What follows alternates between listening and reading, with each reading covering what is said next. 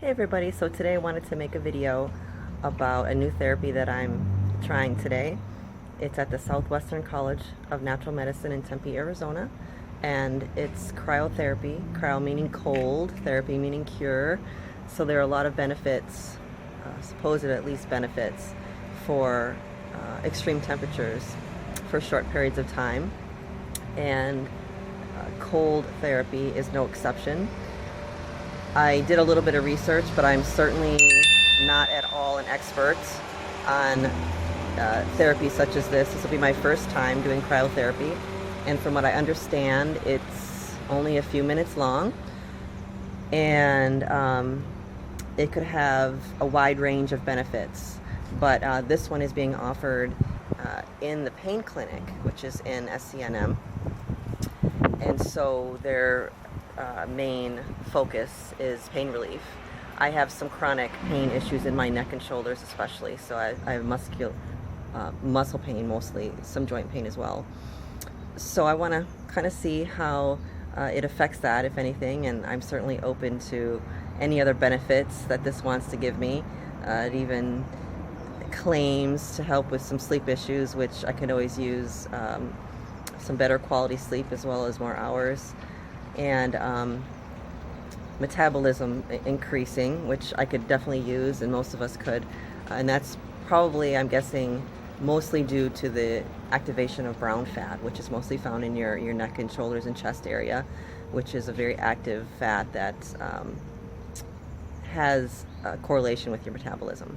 So by activating that, you can actually activate, supposedly, your metabolism and get it up and running a little faster. It's supposed to help with immune system function, and I suffer from some immune system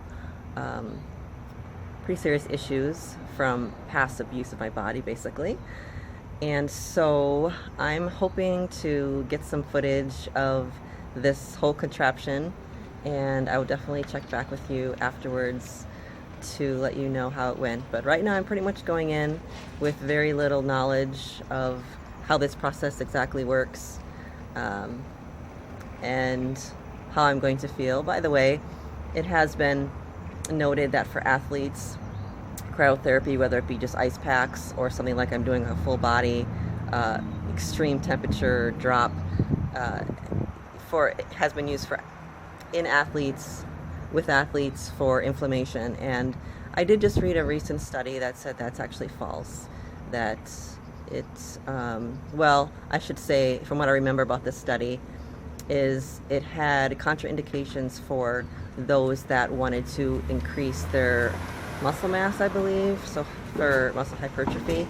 I could be remembering that wrong, but in any event, I do remember it saying that it's kind of the opposite effect of what we thought all along about cryotherapy. So I'm not real happy about that part, but since actually right now I'm not training too hard with weights, taking a little break from that. Very comfortable with trying this out, and I'm kind of in a healing phase right now, so taking it really easy on my body, and this fits right in. So I will check back with you when I hopefully get in there. Okay, I'm in one of the rooms. The nurse came in and asked me a bunch of questions, took my blood pressure, and right now I'm waiting for the doctor to come in and make sure that I'm a candidate for this. I do have some issues. I have low blood pressure, which shouldn't be an issue, but we will find out. So, rejected. Can you believe it? Ay, ay, ay. So the doctor came in and he said I wasn't a candidate because of my cardiovascular issues. I have a valve that at this point is sclerotic. So that means that the valve is a little bit stiff and it doesn't move correctly. And so when I feel pressure in my chest, it's probably due to the fact that pressure builds up behind this valve, and because it doesn't, move like it's supposed to, like this, it's not as floppy as it should be, is the way it was explained to me in the research I did. It kind of doesn't want to pump, And so it kind of has to build up pressure and then poof, it kind of goes. And that's exactly what it feels like to me. So, temperature swings, you know, if I do a sauna, which I did this morning, I have a far infrared sauna. It's hard for me to sit there and have that huge temperature change, which I work up to it, and that's what is better for me if I get in there when it's just starting, so I at least have some quote warm-up time. And if I get into a cold shower too, I kind of feel like I can't breathe as well. But the heat, the sauna is the worst. So, but anyway, he said cryotherapy was kind of a risk for me because it can mess with your blood pressure and your heart and breathing. And so he didn't want to take the risk, which, you know, it's good to know. So that was a no-go, unfortunately, but I tried. So I don't feel like I ever waste my time when I am trying new things, and I am even failing at certain things because I always learn something. So this taught me some stuff as well. And they did take my blood pressure, and I do tend to have low blood pressure, and it was 90/62. And then I stood up and it was 80.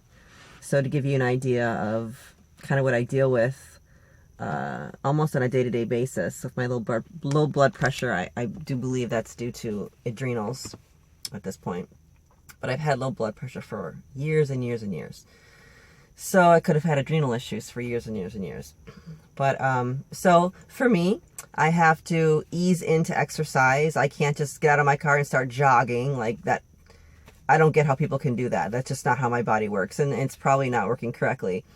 And any lifting I do in the gym, I can't just go in there and, you know, start at it real heavy. My cardiovascular system has to be kind of warmed up and primed. And so lately I have been warming up on the treadmill or elliptical, and I'm trying to do more cardio type exercise anyway. So that was a no-go. But hey, if it works for you, I think it's a great thing to try. So until my next experiment, we'll talk later. This is Terry Lynn with livetruecoaching.com, LIVETRU coaching.com.